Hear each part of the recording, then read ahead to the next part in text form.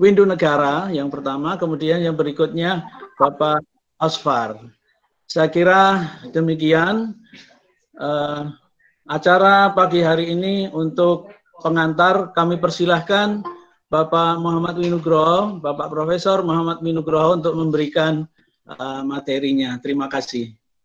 Terima kasih Pak Wahyudi. Assalamualaikum warahmatullahi wabarakatuh.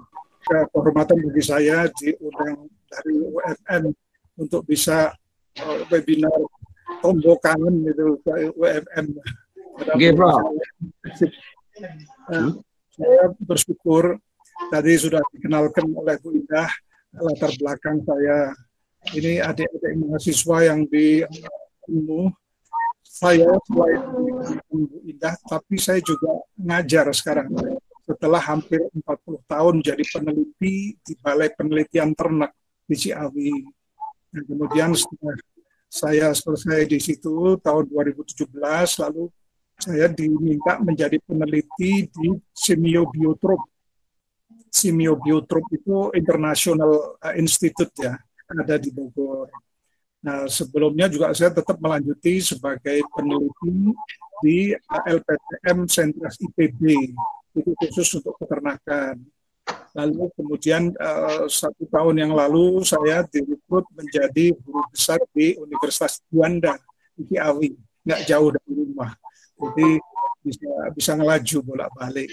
Nah, itu antara lain yang saya kerjakan sebagai pendidik, berusaha mendidik itu dengan bisa memberikan apa yang saya pikir pengalaman gitu kan. Saya pernah muda gitu, tapi kalau adik-adik mahasiswa kan belum pernah tua kan. Jadi saya berusaha untuk memberikan apa-apa yang kira-kira manfaat gitu, supaya nanti lebih bagus daripada kami-kami yang sudah duluan lahir. Nah, di sini ada Pak Windu, kolega saya juga ada Pak Osfar, gitu, juga ada yang saya mengucapkan selamat itu, lalu bersemangat bekal kepada adik-adik mahasiswa. Saya ingin memulai itu Pak Wahyudi 2 hari lalu itu tanggal 8 Juli itu ada webinar juga yang diselenggarakan oleh FPPI, yaitu Forum Pimpinan Perguruan Tinggi Peternakan Indonesia. Dihadiri hampir seluruh perwakilan daripada perguruan tinggi yang mempunyai peternakan. Di sana berbicara mengenai pelaksanaan proses belajar dibahas. Nah, kalau kita lihat itu proses belajar itu sekarang agak terkendala sedikit dengan pandemi COVID ini. Nah, seperti lalu saya lihat daripada kacamata mahasiswa ya. Jadi mahasiswa itu kan pengennya itu mendapatkan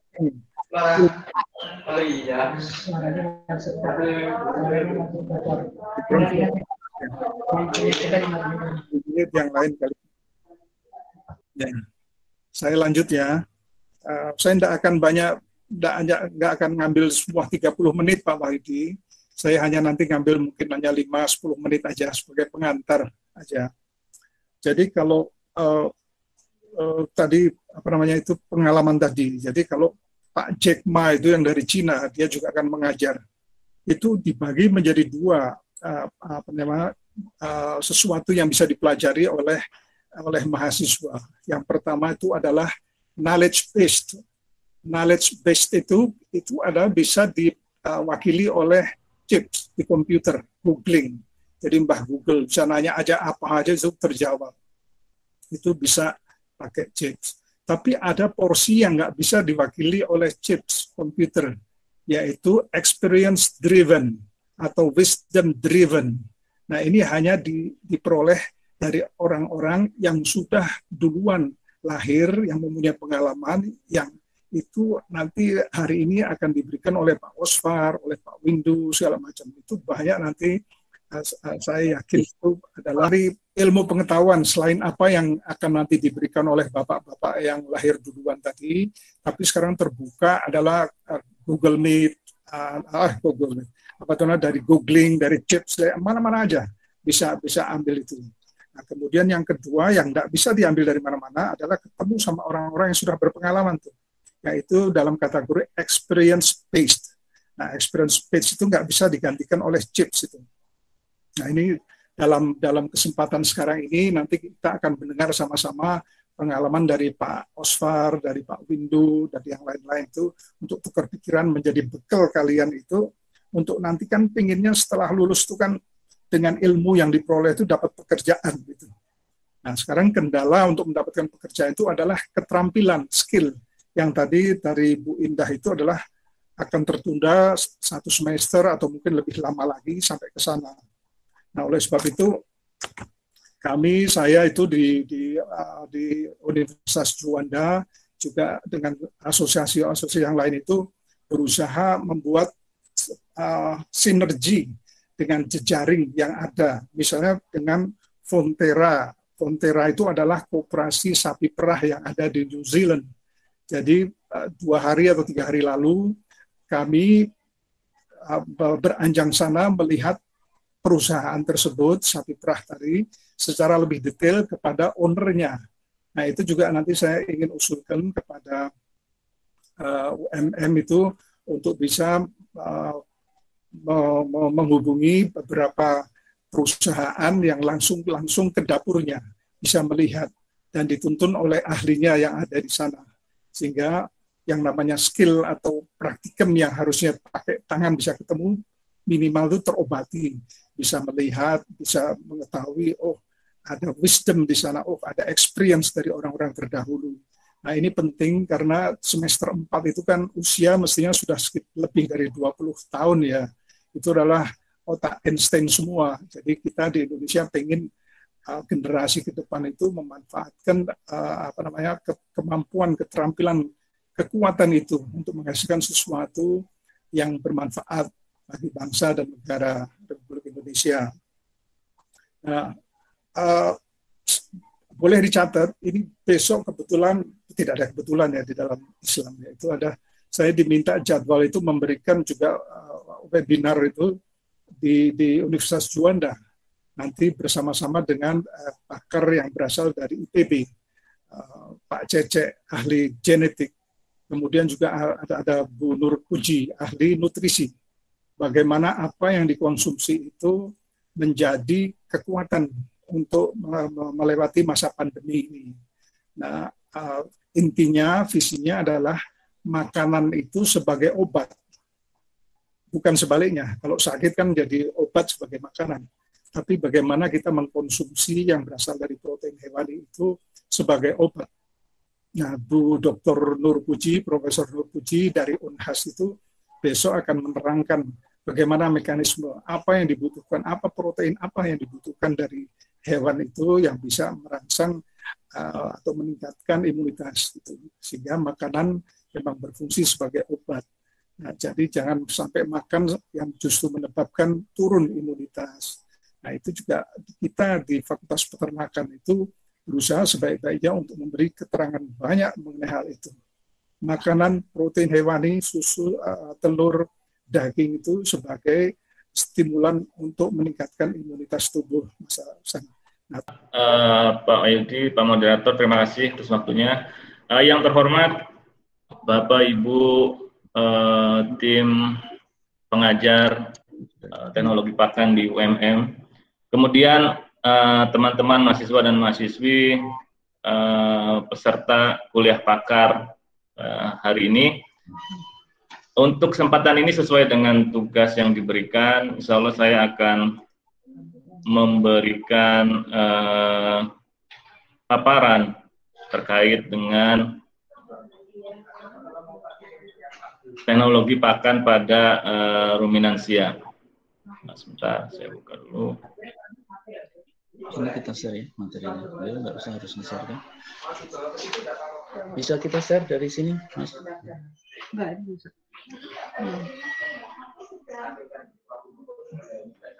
Bagaimana? Apakah sudah terlihat materinya? Ini materinya sudah terlihat. Gimana? Sudah Pak ya? Baik. Sudah. Jadi judul yang akan saya bawakan untuk kesempatan pagi ini adalah rekayasa teknologi pakan ruminansia masa pandemi, problem dan solusi. Adapun daftar isi ataupun materi yang akan disampaikan pada kesempatan ini ada tiga pokok bahasan. Pertama adalah kondisi peternakan dan pakan ternak di Indonesia. Kemudian dampak COVID terhadap peternakan ruminansia dan juga dampaknya terhadap kondisi pakan ternak di Indonesia. Dan terakhir adalah teknologi pengolahan terkait yang bisa menjadikan solusi di masa pandemik COVID saat ini. Oke, pertama adalah saya coba melihat, jadi ketika kita teman-teman ingin melakukan atau membuat suatu solusi dari suatu permasalahan, itu diusahakan adalah melihat gambar secara penuh. Jadi kita melihat gambar secara penuh, pertama adalah terkait kondisi peternakan kita di Indonesia seperti apa, dan kemudian dalam menentukan solusi kita harus merujuk pada gambar besar itu. Jadi jangan melihat gambaran parsial dalam membuat sebuah solusi. Jadi keadaan peternakan di Indonesia berdasarkan populasinya kita lihat bahwa sebagian besar, ini kita berbicara sapi potong, itu didominasi oleh peternakan rakyat. Sedangkan perusahaan komersil ataupun perusahaan besar itu hanya mengakomodir sekitar 600.000 ekor dari total 17,1 juta ekor sapi yang ada di Indonesia. Begitu pula dengan jumlah kepemilikan, itu kalau sapi peternakan rakyat, itu ada sekitar 16 juta peternak rakyat di Indonesia yang berprofesi sebagai peternak, meskipun bukan profesi utama. Sedangkan dalam perusahaan besar itu yang besar ya, multinasional itu hanya sekitar 40 feedlotter. Mungkin ada perusahaan-perusahaan skala regional yang ada di daerah. Tapi apapun itu, gambaran populasi data singkat ini kita bisa melihat bahwa memang untuk komoditas sapi potong ataupun komoditas sapi secara umum itu masih didominasi kepemilikannya oleh peternak rakyat. Kemudian bagaimana sistem budidaya dari peternak rakyat seperti kita ketahui adalah pertama, skala usahanya kecil. Sistem pemeliharaannya pun sederhana dan umumnya intensif itu dikandangkan. Adapun juga beberapa yang semi intensif, kadang-kadang digembalakan di pagi atau siang hari, kemudian malam hari dikembalikan ke kandang. Dan sistem penyediaan pakannya itu masih cut and carry. Jadi peternak mencari rumput, mengarit, sebagian besar mungkin mengarit karena tidak memiliki lahan khusus untuk menanam rumput, dan juga ternak itu hanya sebagai tabungan, jadi bukan komoditas utama, bukan profesi utama bagi kehidupan para peternak. Sedangkan kalau kita berbicara industri peternakan, itu karena modal kapital yang besar, mereka bisa melakukan sistem pemeliharaan intensif maupun intensif dengan skala komersil yang di sana memungkinkan mereka untuk input teknologi, sedangkan untuk peternakan rakyat itu tidak memungkinkan untuk input teknologi. Jadi ini pengalaman saya di Badan Pengkajian Penerapan Teknologi, kita itu melakukan ada kegiatan diseminasi teknologi. Jadi kita memberikan pelatihan kepada para peternak berdasarkan teknologi-teknologi budidaya terkini yang ada. Tapi kenyataan di lapangan adalah, nanti mungkin teman-teman juga akan merasakannya, bahwa para peternak rakyat ini itu sangat susah untuk menerima input teknologi. Ini bukan karena mereka tidak mau, tapi karena kondisi keekonomian, kondisi budidayanya yang tidak memungkinkan mereka untuk mengeluarkan biaya tambahan untuk mengaplikasikan sebuah teknologi pakan. Seperti contohnya ketika mereka mencari makan saja, mereka mengarit, mencari pakan untuk ternak, mereka ngarit. Dan ngarit ini sebenarnya ada biaya yang mereka keluarkan, tapi tidak terlihat hidden cost, itu adalah waktu yang mereka, para peternak, gunakan untuk mencari pakan.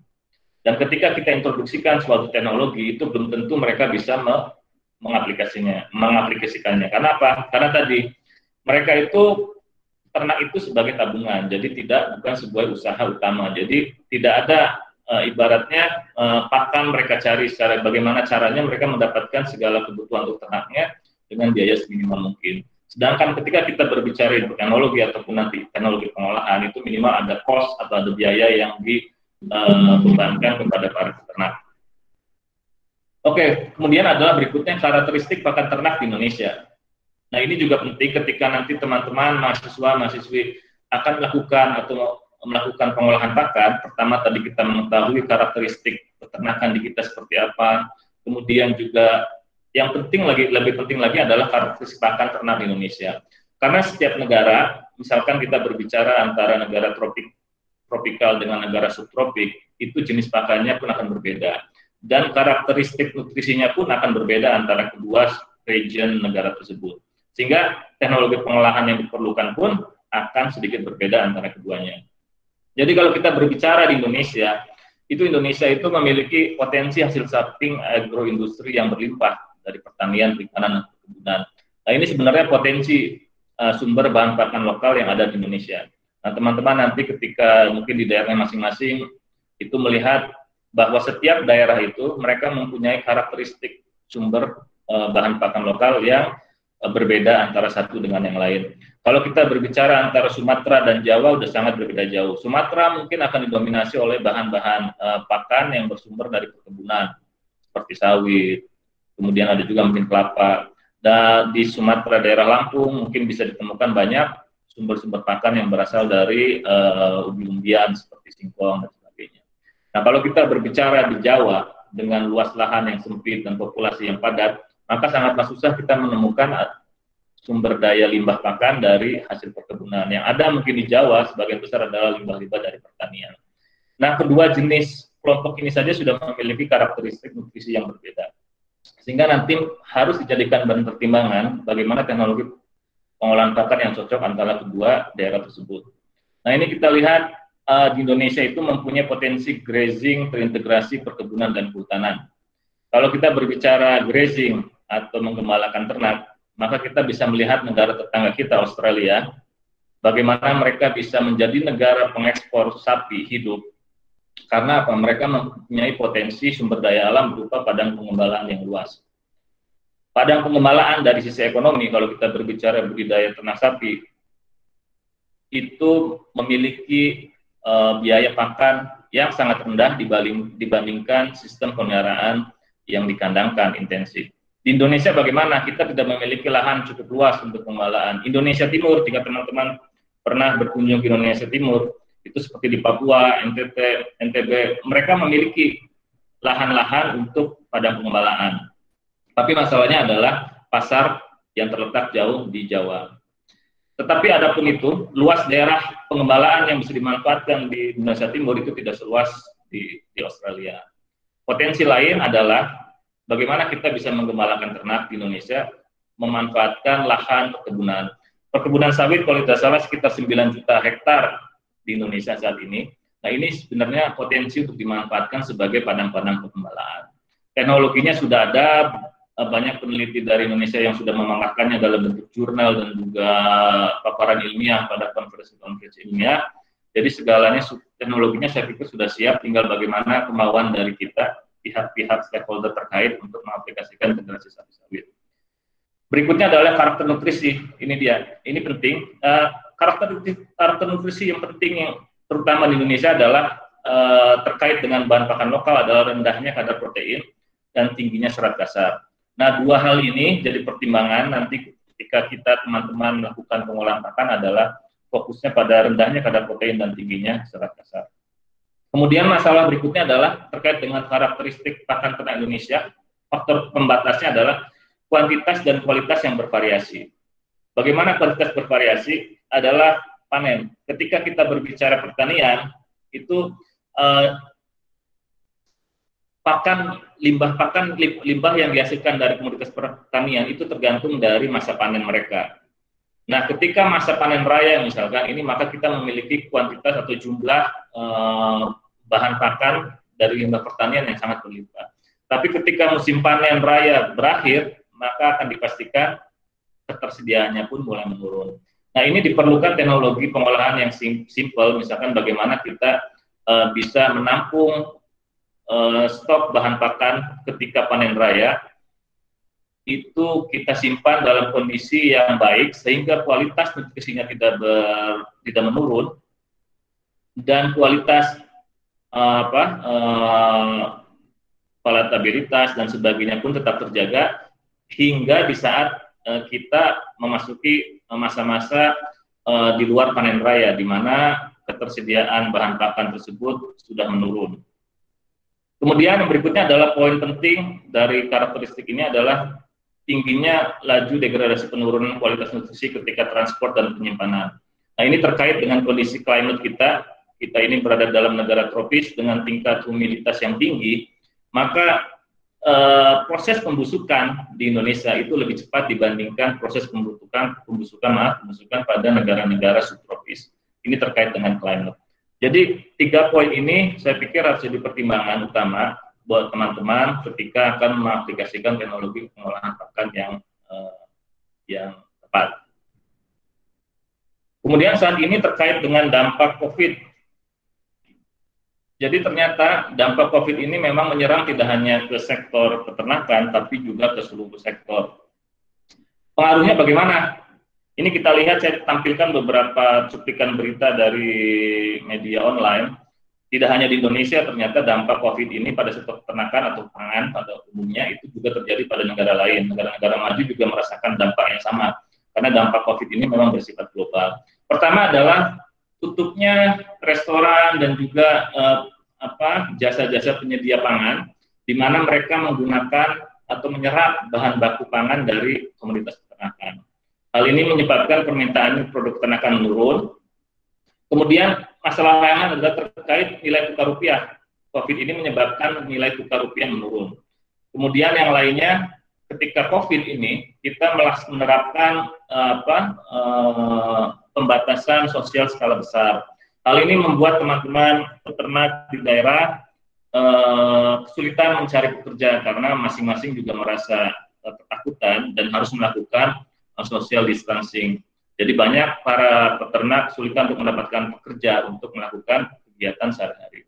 Nah, ini juga poin penting. Nanti bagaimana kita berpikir teknologi peternak pengolahan pakan apa yang bisa kita terapkan di masa pandemik ini dengan tadi menurunnya permintaan produk peternakan, kemudian juga nilai tukar rupiah menurun dan juga berkurangnya pekerja. Ini dampak COVID pada pakan ternak. Saya coba persingkat lagi dari dampak umum terhadap pangan. Ternyata untuk pakan ternak ini yang utama adalah nilai tukar rupiah menurun. Jadi teman-teman seperti teman-teman ketahui, kita ini masih mengimpor beberapa komoditas bahan pakan. Namun sebagian besar sih tidak terpengaruh karena tidak terkait dengan bahan-bahan organik yang bisa menularkan atau membawa atau sebagai carrier dari COVID. Tapi adanya nilai tukar rupiah yang menurun akibat pandemik ini menyebabkan harga bahan-bahan baku tersebut meningkat. Sehingga akibatnya apa? Harga bahan baku pakan tinggi itu menyebabkan para pengusaha atau pembuat produsen pakan pun menaikkan harga pakan jadinya kepada para peternak. Ini menjadi masalah di tingkat peternak. Kemudian yang lain adalah hambatan sistem distribusi. Seperti kita ketahui di masa pandemik ini, pemerintah memperketat jalur distribusi barang. Hal ini untuk mencegah penyebaran COVID antar daerah. Jadi bagaimana dengan kondisi dampak COVID ini, bagaimana solusinya? Solusi yang saya usulkan terkait kondisi saat ini adalah mau tidak mau kita harus melakukan kemandirian pakan. Kemandirian pakan melalui pemanfaatan bahan pakan lokal dengan aplikasi teknologi pengolahan yang sesuai tadi karena adanya social distancing, kemudian dan sebagainya, maka mau tidak mau kita harus para peternak harus mandiri dalam hal penyediaan pakan. Berbicara mengenai sapi ini agak berbeda mungkin dengan unggas. Kalau kita berbicara sapi atau ruminansia, itu sebenarnya ada pendapat yang mengatakan bahwa kita itu sebenarnya ketika memberi makan ternak ruminansia itu adalah sama dengan memberi makan komunitas mikroba yang ada di dalam saluran pencernaan atau khususnya rumen. Bagaimana bisa seperti itu? Karena ada salah satu hasil penelitian literatur yang saya cantumkan di sini bahwa komunitas rumen mikroorganisme atau mikroorganisme dalam rumen itu menyediakan sekitar 70-80% kebutuhan energi dan protein dari seekor ternak. Jadi ternak itu mendapatkan 70% energinya dari proses fermentasi yang dilakukan oleh komunitas mikroba di dalam rumen. Dalam bentuk apa? Dalam bentuk volatile fatty acid atau dalam bahasa Indonesianya asam lemak terbang seperti asetat, propionat. Sedangkan kebutuhan protein 80% itu dalam bentuk protein mikrobial. Jadi komunitas mikroba di dalam rumen yang terdiri dari, ini saya cantumkan sekitar 10 pangkat 10 bakteria, kemudian ada archaea, protozoa, fungi, virus. Itu dia di dalam rumen itu mengikuti alur proses pencernaan di dalam rumen, apa itu namanya, ada gerakan regurgitasi dan sebagainya. Itu mereka terdorong atau tersapu ke dalam keluar dari rumen ke dalam saluran pencernaan selanjutnya seperti usus. Nah, bakteri ini kemudian yang terdorong keluar dari proses regurgitasi dan sebagainya itu parasitisasi rumen itu masuk ke dalam usus dan dicerna sebagai sumber protein. Sehingga lumrah kalau kita katakan sapi, ketika kita memberi makan sapi itu sebenarnya sama dengan memberi makan komunitas mikroba yang ada di dalam rumen. Nah, sebagai informasi tambahan saja, saat ini teman-teman sudah bisa melihat atau memetakan apa saja sih mikroorganisme yang ada di rumen dengan lebih mudah dibandingkan sebelumnya. Kita tinggal menggunakan teknologi molekular dalam level gen, kita bisa mengekstrak gen dalam cairan rumen dan menyocokkannya dengan database mikroorganisme yang ada, sehingga muncul nanti nama-nama mikroorganisme apa saja sih yang ada di dalam rumen sapi, misalkan sapi lokal di Indonesia. Jadi kalau zaman dulu kita menggunakan sistem laboratorium diperbanyak dalam cawan Petri dan sebagainya yang sangat susah karena harus anaerob, sekarang kita bisa memetakannya dengan lebih mudah melalui teknologi genetik. Baik, sekarang tadi ketika kita berbicara fermentasi bahkan di dalam rumen, maka teman-teman juga harus mengetahui prinsip fermentasi di dalam rumen, bagaimana pakan itu dicerna oleh atau difermentasi oleh rumen mikroorganisme. Pertama, di figur pertama di sebelah kiri itu teman-teman dapat melihat bagaimana protein dari pakan itu difermentasi ataupun dirombak oleh bakteri rumen menjadi asam amonia dan amino asid. Nah, amonia ini bisa juga digunakan oleh bakteri rumen untuk mensintesis amino asid atau asam amino yang esensial, yang tidak terdapat di dalam pakan, itu bisa disintesis oleh mikroorganisme di dalam rumen. Sehingga sangatlah layak dikatakan bahwa ternak ruminan itu bisa memenuhi kebutuhan proteinnya esensial dan non esensial, tidak hanya dari pakan tetapi juga dari rumen mikrobial protein. Nah, kemudian di gambar kedua sebelah kanan itu adalah diagram yang menunjukkan keseimbangan antara protein dan karbohidrat. Ini juga penting buat teman-teman nanti ketika memberi makan atau menyusun ransum pada ternak, itu perlu diperhatikan imbangan antara protein dan karbohidrat. Imbangan yang tidak seimbang antara kedua nutrisi tersebut ini bisa mengakibatkan inefisiensi proses fermentasi atau proses pembuatan VFA dan energi dan asam amino di dalam rumen. Jadi intinya harus seimbang. Jadi ketika pemberian karbohidrat melebihi atau tidak seimbang dengan protein, lebih tinggi dari protein, maka yang terjadi adalah sebagian besar energi digunakan untuk cell maintenance dari rumen mikroorganisme, tidak menghasilkan protein ataupun perkembangan dari rumen mikrobial yang bisa digunakan sebagai sumber protein. Kebalikannya, jika protein diberikan lebih tinggi daripada karbohidrat, maka yang terjadi adalah protein akan dirombak sebagai sumber energi untuk memenuhi kebutuhan energi dari rumen mikrobial untuk tumbuh. Sehingga ini perlu dicamkan, agar mendapatkan rumen mikrobial protein ataupun populasi rumen mikrobial yang tinggi, itu perlu diberikan imbangan protein dan karbohidrat yang cukup. Nah, ini penting nanti untuk teman-teman ketika akan menyusun pakan untuk ternak sapi. Sekarang kita berbicara mengenai pengolahan pakan. Setelah kita mengetahui bahwa apa dampak dari COVID terhadap dunia peternakan atau pangan secara umum dan juga sektor pakan, itu kemudian kita kaitkan juga dengan karakteristik pakan yang ada di Indonesia. Yang pertama yang perlu kita perhatikan adalah bagaimana teknologi pengolahan yang bertujuan untuk meningkatkan pencernaan pakan. Nanti saya jelaskan singkat, mungkin teman-teman juga sudah mendapatkan dalam perkuliahan terkait proses pemotongan, pengurangan ukuran partikel maupun sistem fermentasi untuk meningkatkan pencernaan pakan. Yang berikutnya adalah tadi, salah satu karakteristik pakan adalah kontinuitasnya atau ketersediaannya tidak kontinu sepanjang tahun, hanya berlebih di musim panen, dan ketika di luar musim panen keberadaannya atau ketersediaannya sangat minim.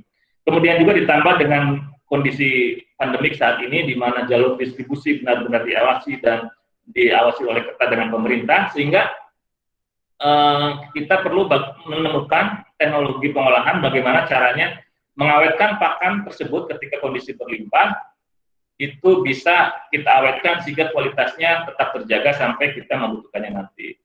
Pengawetan ini ada dua, nanti saya jelaskan juga, secara kering dan secara basah. Oke, sekarang kita mulai dari bagaimana meningkatkan pencernaan pakan. Pertama adalah kita melakukan tadi pengurangan ukuran partikel. Ini kalau secara teori adalah pengolahan secara mekanik. Nah, ini jenisnya ada banyak, ada grinding, rolling, chopping, ataupun dihaling. Jadi dihuling ini adalah dia mengupas. Kalau teman-teman melihat padi, biji padi, biji padi ya, itu kan harus dikupas dulu untuk mendapatkan berasnya itu. Nah, itu salah satu bentuk metode mekanik untuk pengupasan. Kemudian grinding itu digiling, dan rolling grinding ini digiling ya. Kemudian ada rolling dan ada chopping, pemotongan.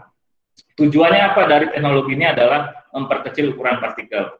Jadi ketika kita memperkecil ukuran partikel, karena kita tahu tadi prinsipnya bahwa kita itu memberi makan komunitas mikroba di dalam rumen, maka dengan memperkecil ukuran partikel itu meningkatkan luas permukaan partikel untuk para bakteri atau mikroba lain nempel di permukaan bahan pakan tersebut, kemudian dapat. Pak Windu, waktunya 5 menit lagi. Oke, baik, untuk melakukan proses pencernaan. Nah, ini tujuannya apa? Dengan meningkatkan luas permukaan adalah meningkatkan pencernaan dan intake atau konsumsi dari pakan. Ini di tabel bisa kita lihat bahwa dry matter intake adalah konsumsi dan pencernaan dari antara hijauan yang digiling dan di pelet itu berbeda. Antara bentuk panjang konsumsi hijauan yang dihaluskan, dikecilkan sampai menjadi bentuk pelet itu memiliki menghasilkan konsumsi dan juga pencernaan yang lebih tinggi dibandingkan rumput yang diberikan tanpa pencacahan dan pemotongan. Nah, ini di pelet itu 82,4, sedangkan kalau bentuk biasa itu 50 tanpa pengolahan 56,8% konsumsinya, sedangkan pencernaannya itu di sini menurun. Kenapa menurun? Nanti ada negatif ekses. Jadi kalau untuk khusus untuk hijauan ini proses pengurangan ukuran partikel yang terlampau kecil, ini kan sangat-sangat kecil menjadi pelet, ini bisa justru menurunkan cairan serat. Nah, ini di sebelah kanan adalah biji-bijian. Ketika kita memperkecil ukuran partikel dari biji-bijian, maka teman-teman juga harus mewaspadai bahwa terjadinya asidosidosis. Karena apa? Karena biji-bijian itu adalah kelompok bahan pakan yang tinggi akan karbohidrat yang mudah difermentasi. Jika terlalu diberikan kecil dan berlebih jumlahnya, terutama jumlahnya, itu dapat meningkatkan asidosis. Ini dapat dilihat pH ketika positif fatty acid meningkat, pertumbuhan bakteri yang meningkat, pH-nya jadi turun, hingga pada pH di bawah 5,8 itu bisa justru menurunkan pertumbuhan dari bakteria. Nah, untuk hijauan, jika dipotong terlalu kecil, di sini contohnya sampai di pelet, itu justru bisa mengurangi pencernaan. Karena apa? Karena masa tunggu mereka di rumen itu semakin cepat. Sedangkan hijauan itu berbeda dengan biji-bijian, itu terdiri dari sebagian besar serat kasar, sehingga butuh waktu lama untuk mencernanya. Karena dia terlalu kecil, sehingga daya simpan di dalam rumen dia terlalu pendek, sehingga tidak sempat dicerna oleh rumen mikroba. Beda dengan biji-bijian, meskipun dia singkat waktunya di rumen, daya lama tunggunya, tapi karena dia mudah difermentasi, maka dia cepat terfermentasi dibandingkan hijauan. Pengolahan secara fisik adalah diturunkan kadar airnya, tujuannya tadi untuk mencegah pembusukan dari bahan pakan. Yang kedua, berikutnya adalah untuk inaktivasi beberapa zat anti nutrisi. Bisa menggunakan secara alami ataupun menggunakan alat. Ini pengaruh waktu pengeringan juga teman-teman harus waspada bahwa jangan terlalu lama, jangan juga terlalu cepat. Karena jika terlalu lama akan terjadi beberapa efek ini. dapat mendegradasi beberapa kandungan protein dan nutrisi yang sebenarnya penting bagi kita justru hilang karena kita melakukan proses pengeringan yang terlalu lama. Kemudian pengolahan secara kimia ini juga sudah familiar di kita, terutama untuk jerami menggunakan urea. Tujuan intinya apa sebenarnya? Itu untuk melepas ikatan lignin dari dinding sel sehingga nanti terlepas ada hemiselulos, ada selulos yang bisa dimanfaatkan oleh ternak sapi. Ini salah satu penelitian menunjukkan bahwa penggunaan urea ini ternyata memang bisa meningkatkan pencernaan dari pakan jerami. Kemudian pengolahan secara biologis. Nah, ini terkait juga dengan pengawetan. Tadi bagaimana kita setelah kita bisa memanfaatkan bahan pakan lokal di sekitar kita, bagaimana kita menyimpannya dan mengawetkannya untuk digunakan untuk masa-masa ketika kita sulit mendapatkan bahan pakan. Nah, nanti bisa dibaca saja ada beberapa fasenya. Yang paling penting adalah ketika fase awal itu masih terdapat udara dan ini masih terjadi pernapasan sel, respirasi, menghasilkan panas dan air. Kemudian setelah asam laktat terbentuk dari proses fermentasi, maka keadaan silase menjadi stabil, menjadi awet, dan nanti ketika udara masuk, proses kita mengambil silase, membongkarnya, itu mulai terjadi lagi proses pembusukan, sehingga di awal dan di akhir ini yang perlu mendapat perhatian. Nah, tadi Pak Wahyudi juga sempat menyinggung mengenai starter ini juga salah satu implementasinya bagaimana kita mempercepat proses fermentasi kestabilan silase tersebut dengan menambahkan starter. Intinya tadi biar proses fermentasinya berlangsung cepat sehingga pH dari silase cepat menurun, keadaan menjadi stabil dan tidak terjadi pembusukan.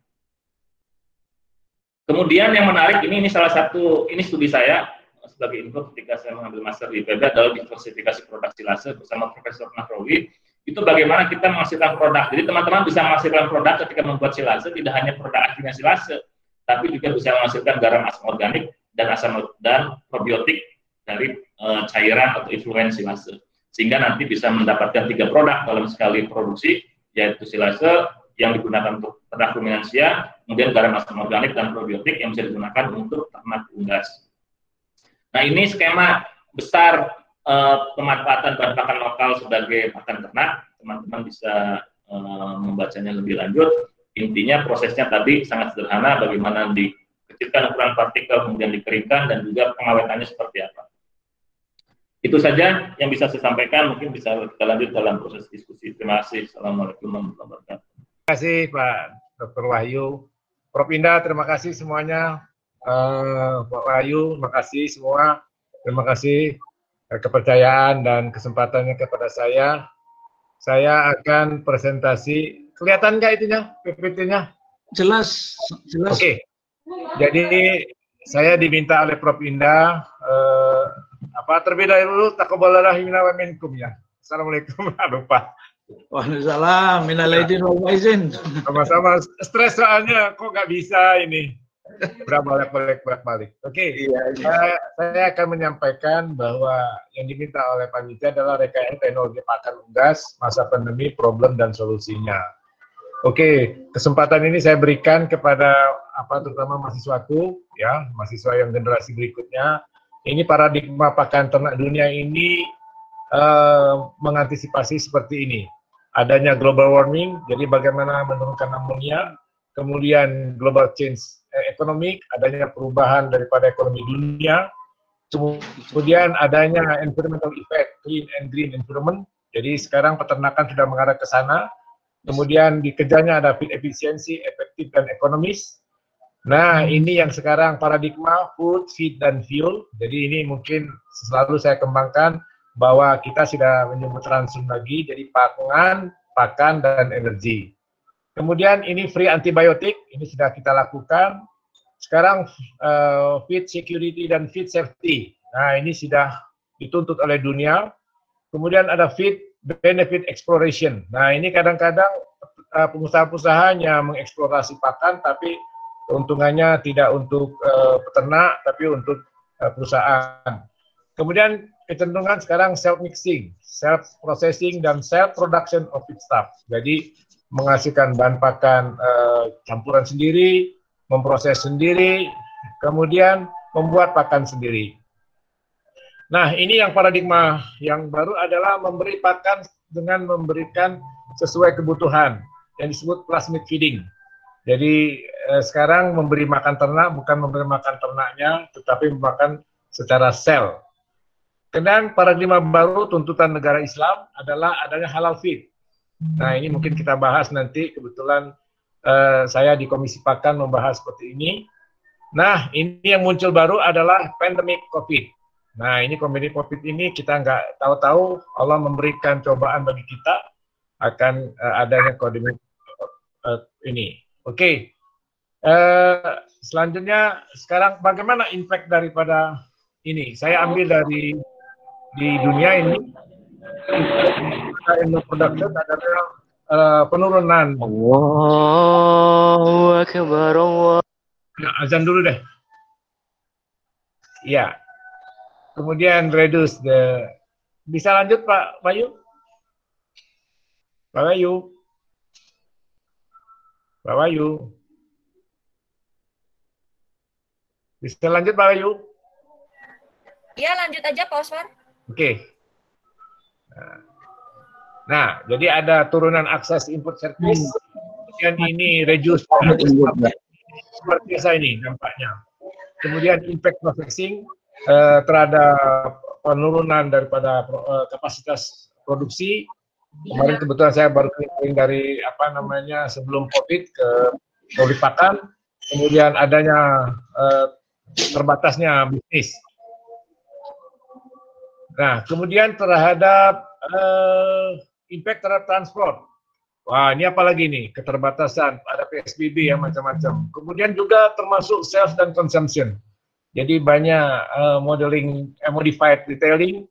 Ya, kita tahu bahwa semua mall hampir tutup, kemudian penurunan consumer, kemudian reduce demand. Nah, kira-kira apa yang dilakukan di bidang peternakan? Itu saya ambil di secara umum. Ya, secara umum. Secara umum, nah ini hampir seluruh sektor, termasuk peternakan. Faktanya kita masih bergantung dengan Cina. Nah ini ya. Kemudian harga pakan, kemarin sebelum COVID juga sudah ada demo, harga broiler itu sampai, di bawah HPP. Nah, bagaimana teknologi pakan unggas? Ini saya singkat saja. Di Indonesia atau di dunia sudah banyak menggunakan bagaimana poultry feed technology approach. Yang pertama banyak menggunakan enkapsulasi. Jadi ada proteksi terhadap bahan pakan supaya masuk ke dalam saluran pencernaan langsung. Kemudian ada kecenderungan replacing feeding. Jadi mengganti bahan-bahan pakan, misalnya sekarang tepung ikan, ya sudah nggak dipakai untuk pakan unggas, yang dipakai adalah PMM dan MDM. Nah, ini saya sekarang mengembangkan teknologi dan sebagian untuk replacing feeding. Jadi sekarang saya sedang penelitian bagaimana memanfaatkan sawit ini, mungkin sawit ini sebagai pengganti jagung dengan menggunakan nanoteknologi. Jadi dan penambahan enzimatis. Nah, kemudian ya dilala Allah sudah memberikan kita warning terhadap antibiotik. Sekarang feed additive others. Jadi termasuk situ probiotik, prebiotik, antibiotik, fitobiotik. Nah, fitobiotik. Ya alhamdulillah pada waktu tahun 98 itu Indonesia mengalami banyak sekali terhadap SARS, terutama dari flu burung.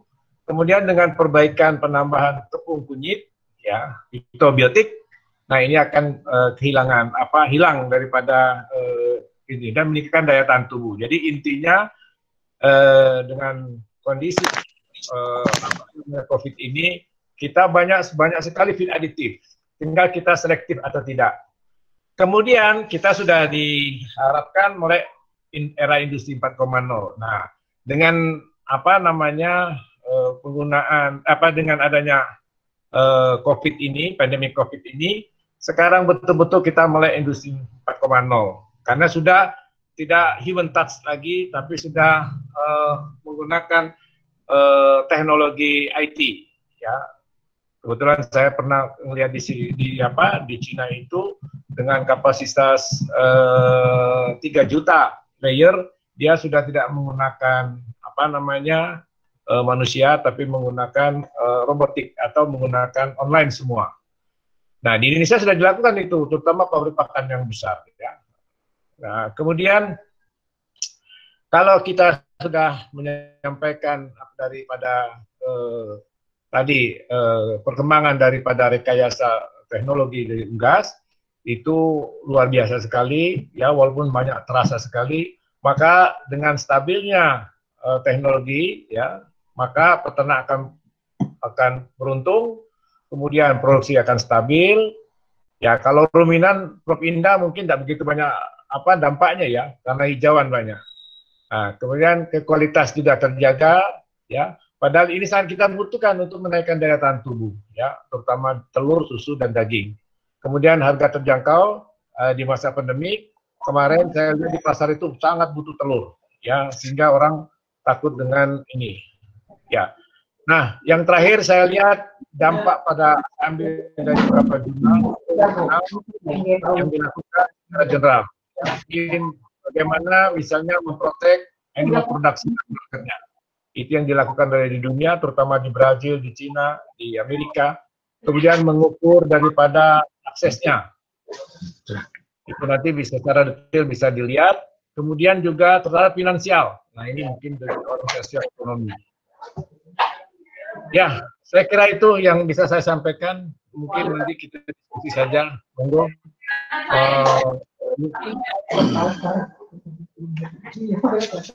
Baik, terima kasih Bapak Osvar dari UB.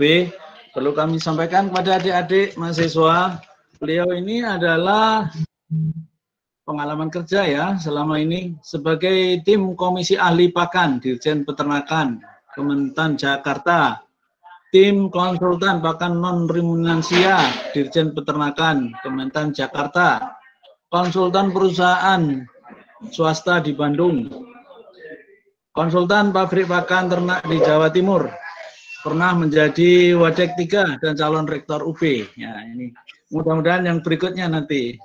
Amin, amin. Berikutnya akan jadi rektor UB yang akan datang. Amin. Baik, adik-adik, Pak Osvar sangat dekat mahasiswa karena ini mantan Wadek 3 di UB. Siap. Silakan, kalau ada pertanyaan. Kita sambil lihat chattingnya Pak Osvar, nggih. Ya. Silakan. Chatting dulu, lihat.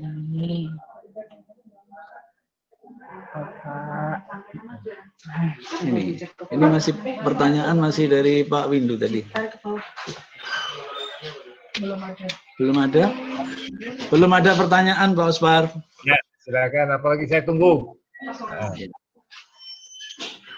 Silakan adik-adik mahasiswa, jangan takut. Pak Osvar ini baik orangnya, senyum terus. Awet muda ini Pak Osvar ini. Bisa aja. Silakan adik-adik, siapa yang bertanya? Mau buat probiotik? Nanti kita ahlinya ada Prof Indah sama Pak Wahyu. Prof Osvar, maaf. Yes. Yang tanya moderatornya boleh ya? Boleh, silakan. Ini mengenai nanoteknologi kita mungkin pernah dengar, tetapi sebenarnya sesungguhnya seperti apa gambarannya nanoteknologi ini untuk informasi adik-adik mahasiswa mengenai teknologi pakan ini? Ya. Terima kasih. Ya, terima kasih Pak Dr. Wahyu. Jadi sekarang ini pemerintah ini mengupayakan bagaimana menggantikan jagung. Nah, sebagian sudah bisa digunakan sawit. Makanya rekomendasi dari Komisi Pakan bahwa bungkiti sawit itu tidak boleh diekspor. Boleh diekspor sekian persen, ada ketentuannya dan ketemulah apa fermentannya. Nah, masa Australia itu butuh bungkiti sawit, tapi tidak menyimpan sawit. Dari mana itu? Nah, dari Indonesia. Ternyata lebih baik bisnis keluar. Nah, nanoteknologi di sini adalah kita sekarang lagi mencari bagaimana membuat jagung buatan lah istilahnya, mengganti jagung. Ya. Saat dulu saya sudah bisa menghasilkan jagung dengan menggunakan gaplek. Ya. Tetapi problemnya adalah kalau rekayasa nutrisi kita bisa dilakukan. Tetapi yang penting ternyata adalah partikel size-nya. Nah, dengan kita menggunakan nanoteknologi, banyak metodenya, itu ternyata hampir mendekati hasil penelitian saya ini menggantikan sampai 19, baru bisa sekarang 60%. Ya, untuk unggas. Nah, sebenarnya sudah lumayan bagus ini menggantikan 60%. Ya, mudah-mudahan dengan penelitian-penelitian lanjutnya bisa menggantikan 100%. Saya sekarang penelitiannya bukan menggunakan gaplek, tapi menggunakan bonggol pisang dan gaplek. Gitu. Ya, itu Pak Wahyu. Terima kasih. Ya, terima kasih. Silakan adik-adik mahasiswa. Mumpung lo ketemu ini, tadi kan di pengantar oleh Prof. Winugroho disampaikan adalah kesempatan yang baik ketemu orang-orang pakar yang berpengalaman. Ya, silakan.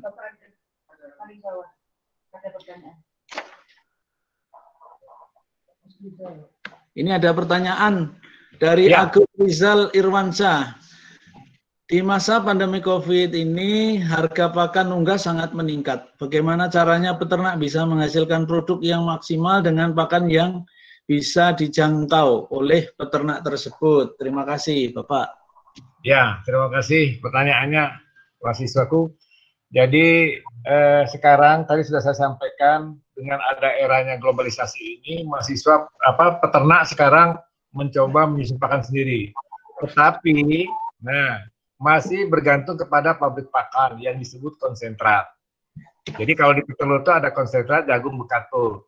Nah, jagungnya inilah yang dimainkan. Ya, jadi karena peternak tidak punya pengetahuan yang tentang pakan, jadi mereka nutriennya terutama makro, mikro dan vitaminnya dari konsentrat, tetapi jagungnya ini dimainkan. Ya, mereka biasanya menggunakan untuk ayam petelur itu dia menggunakan misalnya bukit sawit sekarang, kemudian gaplek, tapi tidak terlalu banyak ya, ada maksimumnya. Nah, sehingga sekarang itu peternak-peternak ayam petelur itu di Kediri, misalnya di Blitar, di Tulungagung, Kabupaten Malang itu survive sekarang, ya. Nah, jadi bagaimana menggunakan bahan pakan pengganti, tapi masih tergantung pada ini. Insya Allah siap itu. Kalau menyusun pakan sendiri, mereka tidak punya pengetahuan, ya. Jadi tapi ada peternak-peternak tertentu yang sudah advance dibantu oleh anak mudanya dengan menggunakan program yang pernah kita pelatihan. Mungkin Prof. Indah kita perlu mengadakan pelatihan pakan ini, ya, sehingga peternaknya ini sudah advance dan bisa menyusun pakan sendiri. Ada beberapa peternak, ya, yang kapasitasnya sekitar yang 100.000 ayam petelur, kemudian ada 200.000 sudah nyusun pakan sendiri, ya. Tetapi memang bahan pakannya masih ada beberapa impor, ya. Itu kita tidak bisa hindari itu, ya, tidak bisa. Karena bahan pakan lokal kita ini pada waktu-waktu tertentu bisa terpenuhi, tetapi kontinuitasnya ini yang dipertanyakan. Kedua adalah kualitasnya, ya. Monggo, silakan. Terima kasih Pak Wahyu. Ya, baik. Terima kasih, Pak Oswar. Ini ada pertanyaan lagi kayaknya. Oh, tidak, bukan. Jadi, intinya pengganti dari sumber bahan pakan lokal ya, Pak Ya, Oswar. betul. Ya. Kemudian, mengetahui cara formulasi ransum secara paling tidak sederhana, gitu. Ya. Syukur yang sudah menggunakan aplikasi. Ya. Ya. Ada lagi adik-adik? Silakan. Ini bagus pertanyaannya tadi yang sudah di. Jadi juga bisa ke saya mau beli softwarenya, mudah itu, ya, cuma mengganti 35.000, ya, softwarenya. Tapi murah 35.000, Pak. Apa? Murah sekali. Ya, untuk sosialisasi lah, untuk masyarakat, pintarkan masyarakat. Ya, terima kasih atas ini ilmunya. Ya. Silakan adik-adik, itu ada tawaran menarik loh. Ya. Ya, ilmu sekaligus bisa dipraktekkan, ini yang penting, tidak hanya teori ini. Ya. Tapi kalau yang softwarenya untuk sapi pedaging saya sudah punya juga, tapi yang untuk sapi perahnya belum itu, karena kerjasama dengan orang Ruminan ya. Gitu. Iya. Nah. Iya. Dan itu dipakai oleh dirjen, Pak. Masih ada berapa ini? Masih hampir 200-an loh. Ayo silakan dari 200 Mas. Kalau ada yang mau ikut penelitian proyek saya, monggo ke saya. Nah itu ada tawaran penelitian. Saya nggak bimbing, yang bimbing apa dari UMM ya. Saya hanya bimbing. Oh enggak sih ya. Oh, ya Bu Asma. Nanti yang bimbing Bu Asma. Bu Asma ya. Wahyu. Pembimbing saya itu Bu Asma.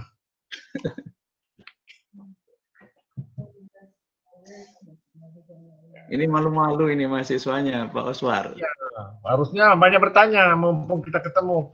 Ya nanti kalau saya siap Bu Indah kalau kita bagaimana membuat probiotik, fitobiotik, prebiotik, kemudian simbiotik, ya acidifier, sintesis protein, saya siap bantu. Ya. Ya Pak Oswar. Ya.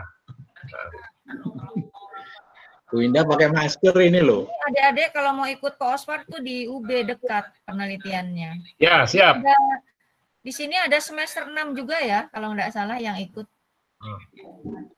Ya, kalau tapi di ini ya, saya yang bisa bantu itu Prof Indah ada di pengolahan bahan pakan atau apa namanya processing pakan, kemudian di analisis apa namanya pakan dan unggas. Tapi kalau ruminansia nanti saya dikomplain oleh Bu Indah. Ruminansia. Di unggas ya. Kalau pengolahan pakan insya Allah bisa. Siap. Ini ada dari Rizky Baldan. Pertanyaannya, selain EM4 untuk mengurangi bau amonia, amonia diunggas bisa juga dikasih apalagi bahan-bahan lain, mungkin yang lebih murah lagi. Biofarm murah, berarti Biofarm mahal ini kali ya. Maaf Bu Indah. Monggo Pak Oswar. Ya kalau mau mudah lebih simpel ya pakai kapur, tempe kapur. Kapur. Kapur. Atau kalau mau ya tambah jilid. Ya kalau mau agak lama pakainya produknya probiotiknya Bu Indah atau produk saya probiotik. Oh ini. Itu adik. Siapa namanya? Rizky Baldan ya. Nanti bisa chatting dengan Prof Indah dan Pak Oswar. Ya. Jadi produknya beliau sudah tidak hanya teori tapi sudah punya paten, sudah punya ya produk yang siap Pak, siap. Diaplikasikan. Terima kasih jawabannya. Pak Wahyu kalau di Google nanti ada UB Fit, nah itu produk sama teman-teman saya gitu. Apa namanya Pak Oswar? UB Fit. UB Fit. Oh ya ya. UB Fit. Nah, pertanyaan berikutnya dari Dodi Maprianto.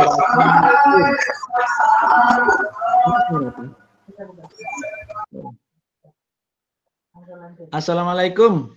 Menanyakan pakan basah berupa bekatul apakah bisa meningkatkan bobot ayam dan apakah pakan basah tidak berdampak buruk, Pak? Karena saya di daerahnya banyak yang menggunakan pakan basah. Bekatulnya basah, Pak, ini, Pak. Oh ya. Kalau pakan bekatulnya, tapi ingat ya bekatul itu banyak levelnya. Yang penting betul-betul rice bran. Kalau rice bran itu serat kasarnya rendah, proteinnya sekitar 11-12%. Nah, kalau diberikan kepada itik itu bisa sampai 50%, bahkan bisa sampai 70%. Tapi kalau di petelur itu maksimal 20%. Apakah bentuk basah? Bisa, asal direct feed. Jadi saat itu tidak boleh disimpan. Langsung habis ya? Langsung habis, ya seperti yang dilakukan oleh itik gitu. Kalau itik tidak masalah tadi, ya. Nah, yang penting kalau di direct feed itu tidak masalah. Tapi kalau misalnya disimpan lama, misalnya lebih dari 3 hari, itu pasti jamuran itu, ya. Jadi semua bahan-bahan yang bahan pakan ini kan kita banyak mengandung pati. Nah, pati ini banyak dirusak oleh mikotoksin atau jamur. Ya, kalau bahan-bahan yang berprotein tinggi biasanya dirusak oleh bakteri gitu. Ya, itu bisa pada prinsipnya. Silakan. Ya itu jadi saya kira jelas ya. Untuk bebek bisa atau itik lebih banyak, tapi kalau untuk ayam petelur 20% maksimal ya, jangan lebih dari itu karena memang ada faktor pembatas untuk penggunaan bahan pakan, terutama bekatul yang palsu. Wah ini kalau yang palsu bahaya itu. Sekarang di ini Pak Wahyu, sekarang yang hati-hati sekali ada namanya bekatul speller. Itu sebenarnya sekam yang digiling halus. Iya, iya. Kita harus hati-hati ini.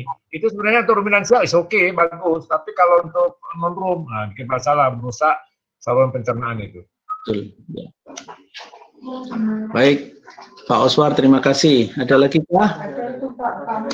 Ada lagi ini satu lagi dari Fahmi Zuknil. Izin bertanya, mengingatkan peternak skala rumahan kadang kesulitan menutupi modal jika menggunakan pakan pabrikan, sehingga mencoba mengakalinya dengan membuat pakan sendiri, namun kualitasnya kadang kurang. Adakah cara teknik tertentu untuk meningkatkan kualitas pakan buatan sendiri? Skala kecil, Bapak. Ya, sebenarnya di unggas ini lebih advance dibandingkan dengan ruminan ya. Karena apa? Nah, tapi lebih sangat rentan terhadap nutrien, terutama di mikronutrien. Nah, kalau kita mau nyusun sendiri, mikronutriennya ini yang belum pas, terutama asam amino.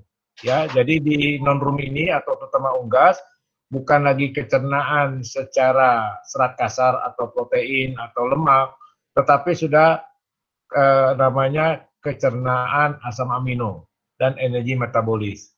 Ya. Nah, jadi proteinnya kecil tapi asam aminonya bagus, keseimbangannya sudah balancing amino acid. Nah, ini yang kita belum di peternak-peternak kita skala kecil ini. Jadi tadi saya bilang masih ketergantungan daripada konsentrat. Ya, bermainnya itu di bekatul dan jagung. Nah, jagung ini kita bisa ganti-ganti. Ya, setahu saya bisa menguntungkan. Ya, konsentratnya banyak pabrik karena dia ketergantungan mikronutriennya ini ya, kita yang belum bisa pas untuk unggas ini karena unggas ini harus pas. Kalau kelebihan asam amino juga berdampak antagonistik, kalau kurang apalagi produksi turun, kalau seimbang itu sangat bagus untuk produksi. Saya kira gitu Pak Wahyu.